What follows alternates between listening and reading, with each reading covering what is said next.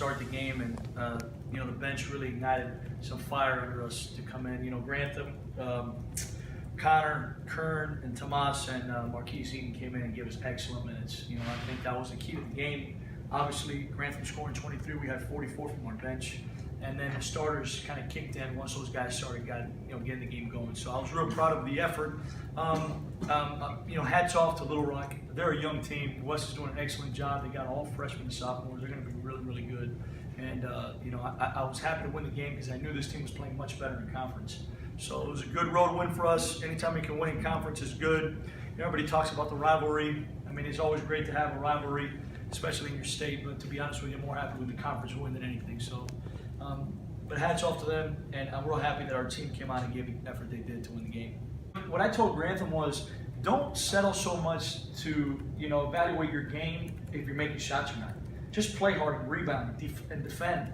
And what happened was when he came in the game, his mentality was to get out, got 2 big rebounds, fell to the floor, got a loose ball, played great defense. Next thing you know, it happens every time. The ball always finds a guy playing hard.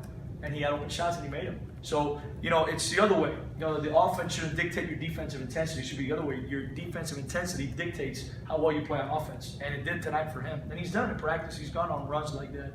He just got open. And, hats off to the guys that found him too. Sims made two good passes to him. Ty made a great pass to him. So he was open and he stepped up and made them, which was big. Grantham was talking about that timeout, the media timeout 19-6, and said you had some words of encouragement. What kind of happened there? He said words of encouragement? I don't know. What a nice guy.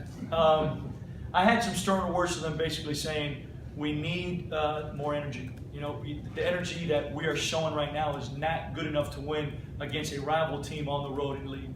So you need to pick it up in a very nice way. And they listened. So the intensity kind of kept growing, and that's what helped us get a lead going into halftime and then sustaining the lead in the second half. They made a good run to start the game, to start the second half, and then we answered back.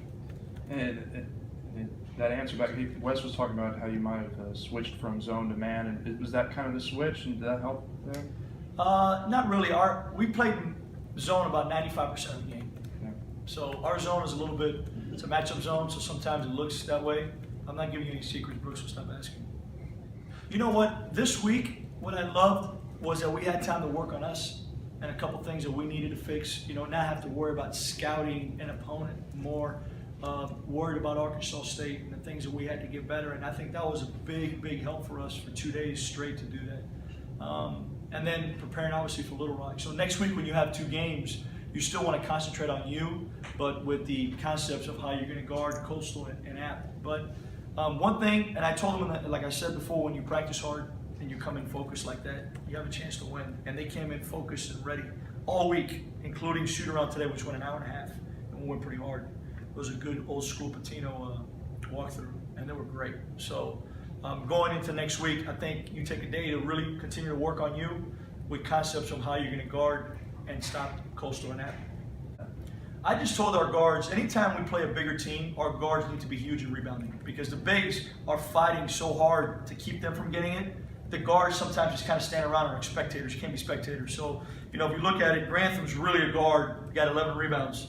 Sims is really a guard. He got 5. And then Ty and Rashad got 3 each. Everybody else had 1, 0. So, your guards got in there and got a couple big ones when you needed them to. So, the guards got to do that. Anytime we play a bigger team, also on the offensive end, we look to spread them out more, a little bit of driving.